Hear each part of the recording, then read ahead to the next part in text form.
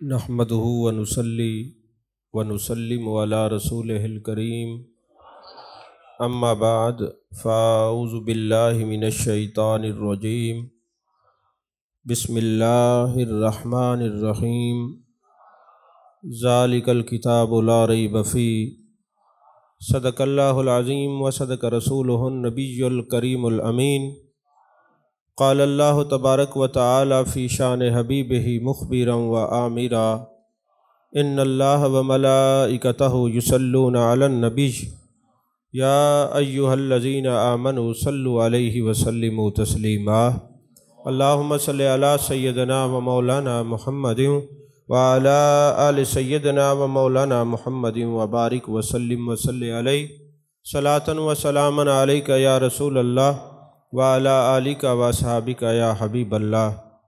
تمام تعریفیں اللہ تبارک و تعالیٰ کے لیے جو خالق کائنات بھی ہے، مالک شش جہات بھی، جو احد بھی ہے، صمد بھی ہے، جس کی شان لم یلد بھی ہے ولم یولد بھی۔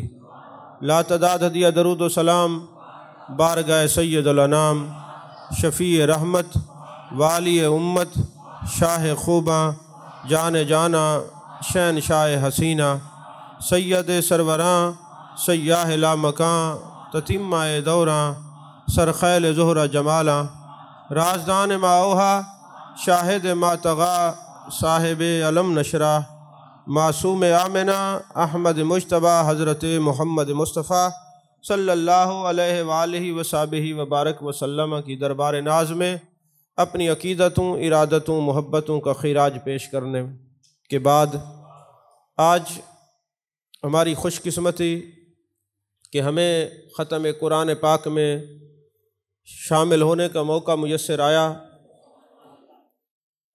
دلوں میں اگر عظمت قرآن آ جائے تو سینہ مدینہ بن جاتا ہے۔ حضرت فاروق اعظم رضی اللہ تعالیٰ عنہ ارادہ کوئی اور ہے، محبوب علیہ السلام کی بارگاہ میں جاتے ہیں، دل کے اندر محبت نہیں، کسی خطرناک ارادے سے جاتے ہیں۔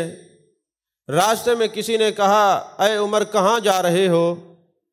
تو فرماتے ہیں نبی پاک صلی اللہ علیہ وسلم کو معاذ اللہ چونکہ محبت نہیں رکھتے تھے، ارادہ کوئی اچھا نہیں، انہوں نے کہا پہلے نبی پاک صلی اللہ علیہ وسلم کے پاس جانے سے پہلے ذرا اپنے گھر کی خبر تو لو، تیری بہن نے کلمہ پڑھ لیا ہے، تیرے بہنوئی نے دین اسلام قبول کر لیا ہے۔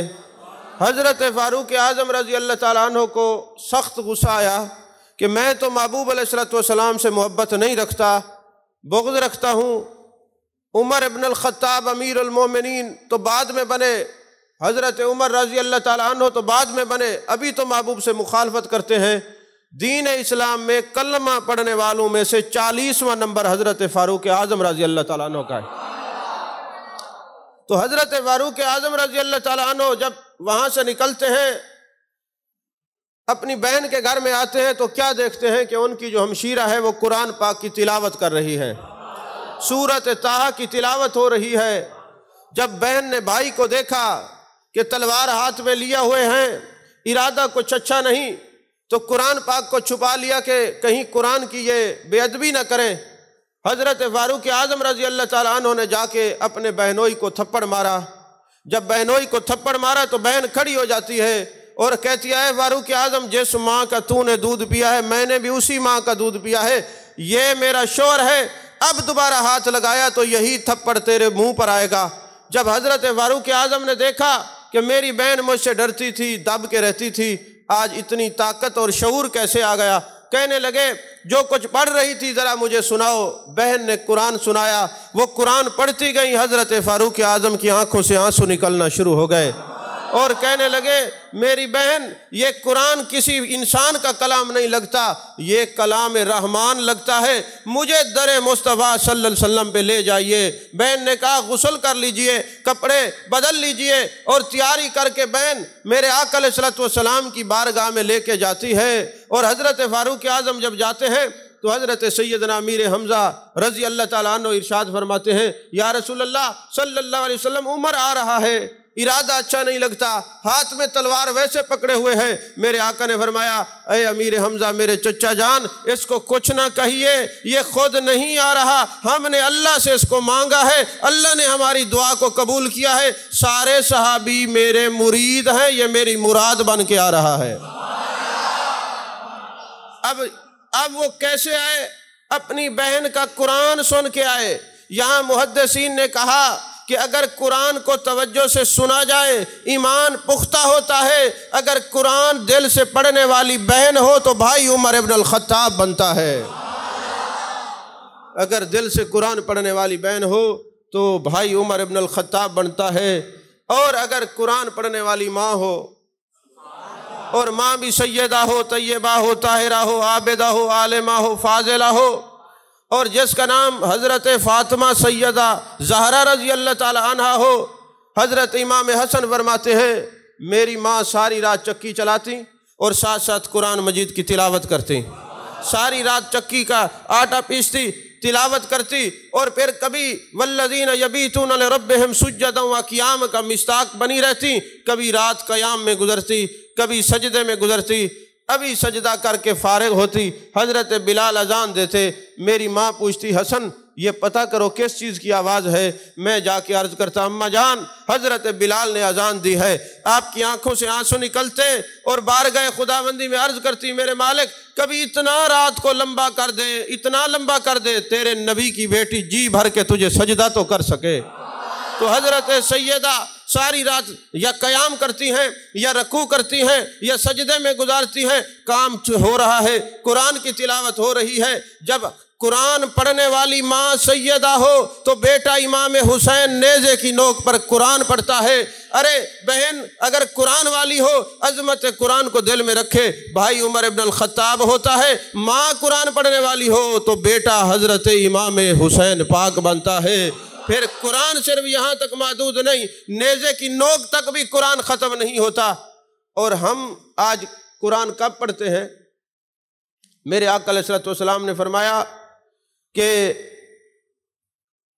ان اللہ یرفع بہذا الکتاب اقواما، لوگوں یہ قرآن زندگی دیتا ہے۔ اور ہم کب قرآن پڑھتے ہیں؟ کل خوانی کے موقع پر، یا اس وقت قرآن پڑھتے ہیں جب کسی وقت کسی گھر میں کسی کی روح نہیں نکل رہی، وہ بھی خود نہیں پڑھتے، وہ بھی چٹی جو ہے وہ مسجد کے امام کو ہوتی ہے، جاؤ قاری صاحب کو بلا کے لے آؤ، ابے کی روح نہیں نکل رہی، یہ آ کے سورہ یاسین پڑھو۔ کیوں؟ تمہاری زبان نہیں ہے، تم مسلمان نہیں ہو، تمہیں قرآن نہیں آتا۔ اب قرآن جو تھا یہ مارنے کے لیے نہیں ہے، معذرت کے ساتھ قرآن زندہ کرنے کے لیے ہے۔ جس قرآن سے ہم نے زندگی لینی تھی اس قرآن سے ہم موت لینا چاہ رہے ہیں، اور پھر ایسی موت ملی ہے دل کو کہ اب قرآن نہیں پڑھا جاتا، قرآن کو سمجھا نہیں جاتا، قرآن کی تلاوت نہیں کی جاتی۔ یہ یاد رکھیے جس گھر میں قرآن نہ پڑھا جائے، میرے مصطفیٰ کریم صلی اللہ علیہ وسلم نے فرمایا وہ ویران گھر ہے اور وہ قبرستان کی مانند ہے۔ اور سورہ بقرہ شریف جس گھر میں پڑھی جائے، ایک دفعہ سورہ بقرہ پڑھی جائے 40 دن تک اس گھر میں شیطان نہیں آتا۔ تو یارو اگر ایک سورہ بقرہ کا کمال یہ ہے گھر میں ایک دفعہ کوئی پڑھ لے شیطان نہیں آتا، جس گھر میں پورا قرآن پڑھا جاتا ہے اس گھر میں شیطان کیسے آ سکتا ہے؟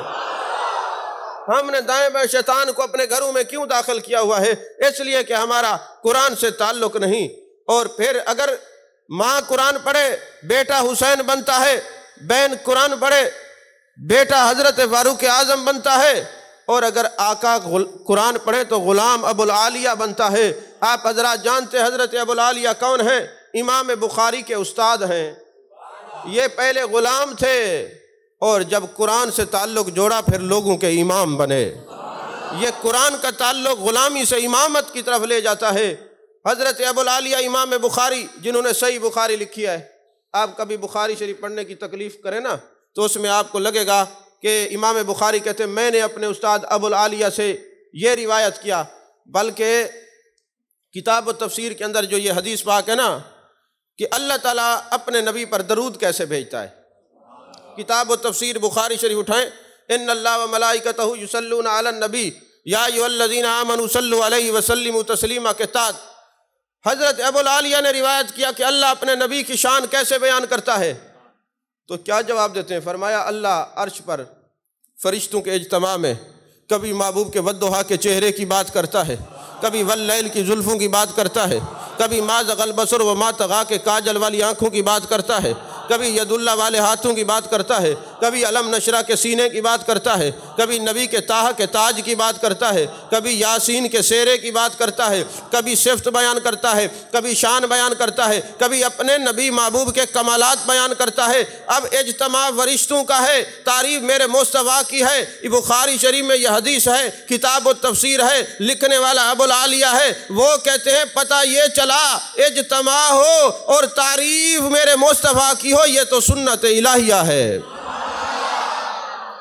یہ سنت الہیہ ہے۔ یہ ابو العالیہ، ایک مرتبہ ایسا ہوا، ایک جنگ میں جاتے ہیں اور جا کے وہ ہمارے نعت خوانوں کی طرح نہیں تھے، صرف نعتیں پڑھی اور تراویح میں نظر نہ آیا، نعتیں پڑھی نماز میں نظر نہ آیا، نعتیں پڑھی سٹیج کے پھر نظر نہ آیا۔ وہ ایسے نہیں تھے، وہ میدان جنگ میں بھی جاتے تھے، وہ مصلی رسول صلی اللہ علیہ وسلم پہ بھی نظر آتے تھے۔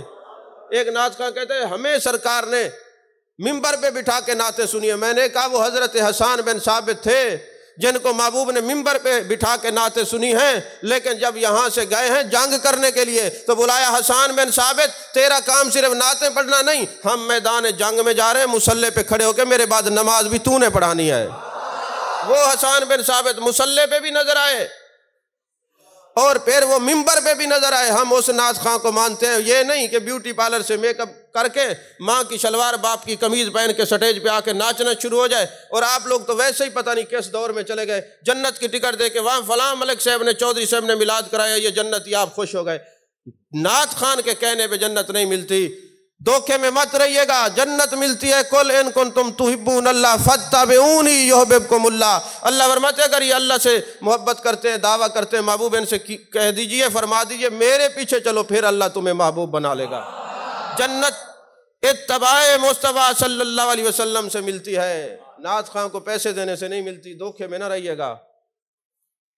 تو حضرت ابو العالیہ میدان جنگ میں ہے، ایک تلوار لگتی ہے، زہر آلود تلوار تھی، زخم لگتا ہے پاؤں کے اوپر اور زخم بڑھتے بڑھتے زیادہ ہوتا ہے۔ اس وقت کے اطباء اور حکماء کے پاس جاتے ہیں اور جا کے کہتے ہیں اس پاؤں کا علاج بتائیے۔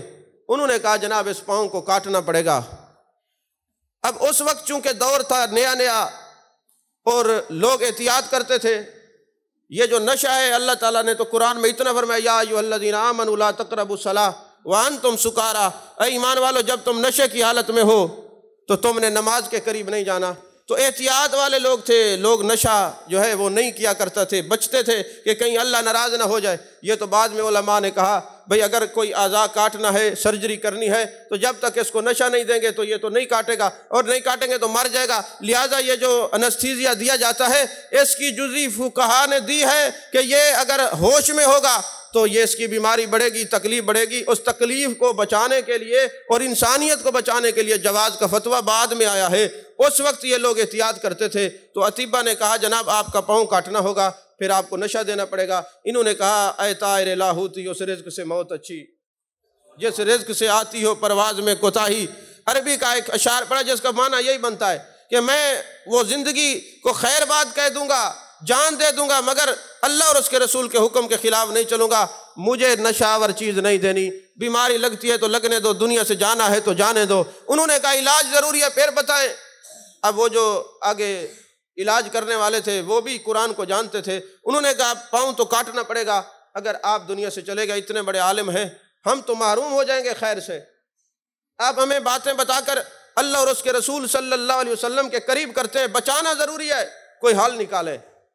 حضرت ابو العالیہ نے کیا حل نکالا؟ آپ فرماتے حل پھر ایک ہی ہے، ایک ایسا قرآن پڑھنے والا قاری لیا جائے جو قرآن پڑھے، اور قرآن ایسا ہو کہ صوت سرمدی ہو، آواز ایسی ہو کہ لحن داؤدی ہو۔ جب کوئی قرآن پڑھنے والا قاری قرآن پڑھے اور میری آنکھیں پھڑکنا بند ہو جائیں، عالم تحیر میں چلا جاؤں، کلام سے بھی رابطہ رہے اور کلام والے سے بھی رابطہ جڑ جائے، پھر میرے پاؤں کو کاٹ دیجئے گا۔ اور ہماری کیفیت کیا ہے؟ ہم سالہ سال قرآن کو ہاتھ نہیں لگاتے، پھر وہ قرآن کا علم چلا جاتا ہے، پھر زیر کو زبر پڑھتے ہیں، زبر کو پیش پڑھتے ہیں، عجیب حالت ہوتی ہے۔ لیکن حضرت ابو العالیہ کے لیے قرآن کا قاری منگایا گیا اور انہوں نے قرآن پاک کو پڑھنا شروع کیا۔ اب وہ اتنا حسین آواز تھی، لحن داؤدی تھا اور صوت سرمدی کی آواز، اور پھر قرآن کا اتنا حسین انداز سے پڑھنا حضرت ابوالعالیہ کو محو کر گیا۔ وہ ایک کیفیت میں مبتلا ہو گئے، آنکھیں کھڑی رہیں اور عرش سے رابطہ جڑ گیا، عرش والے خدا سے رابطہ جڑ گیا۔ عتیبہ نے پاؤں کو کاٹ دیا، پاؤں کٹ جاتا ہے۔ قاری صاحب قرآن کی تلاوت بند کرتے ہیں اور حضرت ابوالعالیہ رحمۃ اللہ علیہ پوچھتے ہیں میرا پاؤں کاٹ ڈالا ہے؟ انہوں نے کہا آپ کو پتہ نہیں؟ کہا لذت قرآن میں اتنا گم تھا، میرا پاؤں کٹ گیا، مجھے تکلیف محسوس نہیں ہوئی۔ لذت قرآن میں اتنا گم تھا۔ پتہ چلا ہم کہیں اور گم ہیں تو قرآن کی لذت نہیں آتی۔ اگر ہم قرآن کی لذت میں محو ہو جائیں گے تو پھر ہمیں قرآن کے اسرار و رموز ہمارے دلوں سے آشکار ہو جائیں گے۔ کہا قرآن میں گم تھا، مجھے پتہ نہیں چلا، اس لیے قدم کو جو ہے نا کاٹ دیا، پتہ نہیں چلا۔ پھر آپ جب ہوش میں آئے تو اپنے ہی قدم کو اپنے ہاتھ پر رکھ کر کہتے ہیں اے میرے قدم، جب تو جائے تجھ سے بھی پوچھا جائے گا کہ جب تو ابوالعالیہ سے جڑا ہوا تھا کہاں جاتا تھا؟ تو یہی کہنا میں خیر کی جگہ پہ جاتا تھا، علم کی مجالس میں جاتا تھا، عشق کی مجالس میں جاتا تھا، محبت والوں میں بیٹھتا تھا، قرآن والوں میں چل کے جاتا تھا۔ کبھی ابوالعالیہ اس پاؤں کو کسی غیر کی طرف نہیں لے کے گیا، جب بھی لے کے گیا یا تعلیم قرآن کی طرف لے کے گیا ہے یا محبت رسول کے پیغام کی طرف لے کے گیا، پاؤں کہیں اور نہیں گئے۔ تو اگر بہن قرآن پڑھے دل سے تو عمر ابن الخطاب بنتا ہے، ماں پڑھے تو حضرت امام حسین بنتا ہے جو نیزے کی قرآن پہ نوک پہ قرآن پڑھتا ہے، اور اگر جن کی مجلس میں بیٹھتا ہے وہ قرآن پڑھنے والے ہوں تو ان کے غلاموں میں ابوالعالیہ بنتا ہے۔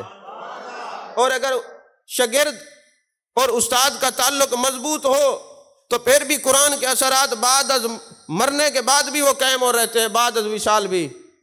آخری بات اور گفتگو ختم، کیونکہ آپ کو نیند آ رہی ہے، آپ نے بڑے کام کرنے اور میں نے کافی تقریریں کرنی، تو سوتے ہوں کو تو تقریر میں نہیں سنا سکتا، جو سو جاتا ہے بس پھر وہ کھو ہی جاتا ہے۔ اور میرا اپنا ایک مزاج ہے، صرف یہ نہیں، بزرگ تو خیر بزرگوں کو تو تھکا دیے، جوان بھی پیچھے سو رہے ہیں۔ میں کہتا ہوں شریعت کا ایک مزاج ہے کہ جو بندہ سو رہا ہے اس کو سلام کرنا جائز نہیں، تو جو سوتا ہوا ہو اس کو سلام جائز نہیں، تو اس کو تقریر کرانا کیسے جائز ہے؟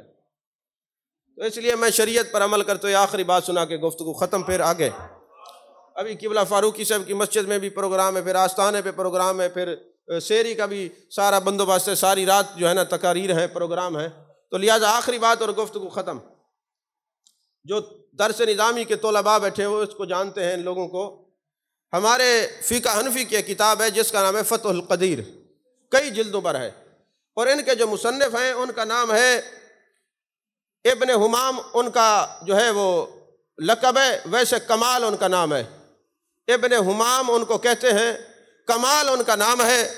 اور یہ جاتے ہیں ایک قبرستان کے اندر۔ یاد رکھیں میرے مصطفیٰ کریم صلی اللہ علیہ وسلم نے ارشاد فرمایا جو دینی طالب علم کسی بستی کے اندر ایک رات قیام کرتا ہے اللہ اس بستی پر 40 دن کے لیے عذاب اٹھا لیتا ہے۔ حدیث پاک ہے، میں نے کیا بتایا، میرے مصطفیٰ کریم صلی اللہ علیہ وسلم کو، ابھی وہ دینی طالب علم ہے، پوری طرح پڑھا نہیں، ابھی علم حاصل کر رہے ہیں، وہ کسی علاقے میں قیام کرے تو 40 دن کے لیے عذاب اٹھا لیا جاتا ہے۔ ایک وہ دینی طالب علم جو قرآن پڑھتا ہے، دین پڑھتا ہے، وہ کسی علاقے میں قیام کرے تو عذاب اٹھا لیا جاتا ہے، اور ایک وہ نوجوان جو اس علاقے میں رہتا ہے اور دل اس کا یہ کرتا ہے میں توبہ کر لوں، گناہ سے توبہ کر لوں، اللہ کی طرف رجوع کر لوں، جیسے وہ زمین پر توبہ کرتا ہے عرش بری پر اعلان ہوتا ہے فرشتوں آج عرش کو سجا دو، فلاں علاقے کے اندر ایک نوجوان نے اپنے رب سے صلح کر لی ہے۔ یعنی در جوانی توبہ کردم شیوائے پیغمبری، یہ جوانی کی توبہ کا کمال دیکھیے، زمین پر بندہ توبہ کرتا ہے۔ اس کا مطلب یہ نہیں جو بوڑھے بابے ہیں ان کی توبہ قبول نہیں ہوتی، توبہ ان کی بھی قبول ہوتی ہے، مگر ان کی ہی قبول ہوتی ہے اور کسی کی نہیں۔ مگر جوان جب توبہ کرے تو پھر پورے علاقے میں جو ہے اس کی برکات کا نزول ہوتا ہے۔ اس کی 2 صورتیں، ایک عرش بری پہ اعلان ہوتا ہے عرش کو سجا دو، ایک نوجوان نے اپنے رب سے صلح کر لی ہے، اور دوسرا اس بستی کے قبرستان سے عذاب 40 دن کے لیے ہٹا لو کہ ایک جوان نے توبہ کر لی ہے۔ جب قبرستان میں عذاب ہو رہا ہے، عذاب اچانک ہٹتا ہے، محبوب نے فرمایا وہ مردے ایک دوسرے سے پوچھتے کیا ہو گیا، یہ عذاب کیوں ہٹ گیا ہے، تو ہاتھ میں غیبی سے آواز آتی ہے یا فرشتے بتاتے ہیں کہ اے قبرستان والو، تمہارے علاقے میں فلاں نوجوان نے آج توبہ کی ہے، اس کی توبہ کے صدقے میں اللہ نے سارے قبرستان سے عذاب کو اٹھا لیا۔ تو عزیزان محترم، یہ جو بزرگ ہیں، کمال ان کا نام ہے، حمام ابن حمام ان کا لقب ہے، فتح القدیر جو فقہ حنفی کے آناف علماء ہیں وہ حنفی بنتے ہی تب ہیں جب یہ فتح القدیر کو مکمل پڑھتے ہیں۔ یہ کہتے ہیں کہ میں اپنے استاد ابن عجیبہ کی قبر پہ گیا، یہ بہت بڑے امام ہیں، اور یہ جو میں بات سنا رہا ہوں اکمال الشیم کتاب ہے تصوف کی، اس کے اندر یہ لکھی ہوئی ہے، اور اصل یہ عربی کی کتاب ہے مگر اس کا جو ترجمہ ہے وہ اشرف علی تھانوی نے کیا ہے۔ تو وہ کہتے ہیں اس کے اندر وہ لکھتے ہیں اوریجنل جو کتاب ہے اکمال الشیم کہ یہ حضرت کمال ابن حمام قبرستان میں جاتے ہیں اپنے استاد کی قبر پہ۔ اب قبریں جو تھیں نا وہ کافی مکس ہو گئیں، ہر جگہ ایک جیسی قبریں ہوں تو پتہ نہیں لگتا، قطبہ نہ لگا ہو کس کی قبر ہے۔ بہرحال یہ پہلے کبھی گئے ہوں گے تدفین کے موقع پر، آج کافی عرصے کے بعد جب گئے نا تو پتہ نہ چلے کہ قبر کون سی ہے۔ آخرکار ایک قبر پہ وہ بیٹھ گئے اور انہوں نے قرآن پاک پڑھنا شروع کر دیا۔ جیسے قرآن پڑھتے پڑھتے سورہ ہود پر پہنچے تو اس آیت پہ پہنچے فَمِنْهُمْ شَقِيٌّ وَسَعِيدٌ، کہ کچھ لوگ بدبخت ہوتے ہیں کچھ خوش بخت ہوتے ہیں۔ جب اس آیت پہ پہنچے نا تو جہاں قرآن پڑھے تھے پچھلی قبر سے آواز آئی یا کمال ھذا لیس فینا شقی ھذا کل سعید۔ کوئی سمجھ نہیں آئی، فرمانے لگے او کمال، جس قبرستان میں بیٹھ کے تو یہ آیت پڑھ رہے کہ کچھ لوگ خوش بخت ہوتے ہیں کچھ بد بخت ہوتے ہیں، میں ادھر سو رہا ہوں، تیرا استاد تیرے پیچھے، میری قبر یہ ہے، اور سن لے اس قبرستان میں کوئی بھی بد بخت نہیں ہے، سارے خوش بختوں کا قبرستان ہے، خوش بختوں کا قبرستان ہے۔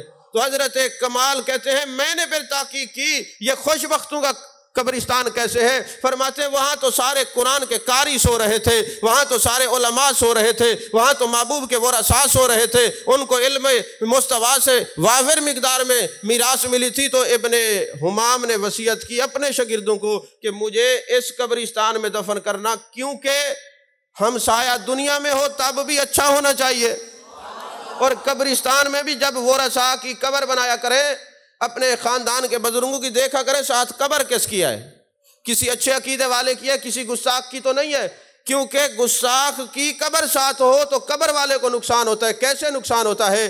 حضرت امام حسن فرماتے ہیں میں ایک قبرستان سے گزرا، جب میں وہاں سے گزرا میں نے دیکھا ایک پورا ایریا ہے، اب ہر ایک کی آنکھ جیسی نہیں ہوتی، جس کو مولا علی سے فیض ملا ہو وہ حسن پاک۔ فرماتے قبرستان میں سارے نوجوان لیٹے ہوئے ہیں، قبرستان کے اندر نوجوانوں کا حصہ ہے وہ قبرستان کا۔ کچھ عرصے کے بعد میں جب آیا نا تو وہاں سے گزرا، میں نے دیکھا سب کے سر کے بال بھی سفید اور داڑیاں بھی سفید۔ میں نے قبرستان والوں سے سوال کیا قبرستان والوں تم جب میں گیا تھا تو تمہاری داڑیاں بھی کالی تھی بال بھی کالے تھے، یہ سفید ہی کیسے ہو گئے؟ انہوں نے کہا ایک بے ادب ایک بد مذہب شخص ادھر دفن ہوا ہے، جہنم نے اس کے اوپر پھونک ماری ہے، اس کے پھونک لگنے سے اثر ہم پر ہو گیا، ہمارے بال سفید ہو گئے۔ تو اس لیے ہم یہ جو دعا کرتے ہیں کہ اے اللہ ہمیں زندگی بھی نیکوں کے ساتھ دے، اٹھنا بیٹھنا بھی نیکوں کے ساتھ دے، موت بھی نیکوں کے ساتھ دے۔ اس لیے کہتے ہیں کہ اگر قبر میں نیک ہمسایہ مل جائے گا تو قبر بھی جنت کا باغ بن جائے گی۔ اللہ تعالی ہم سب کو قرآن پاک پر عمل کرنے کی توفیق عطا فرمائے، آمین۔ وآخر دعوانا الحمدللہ رب العالمین۔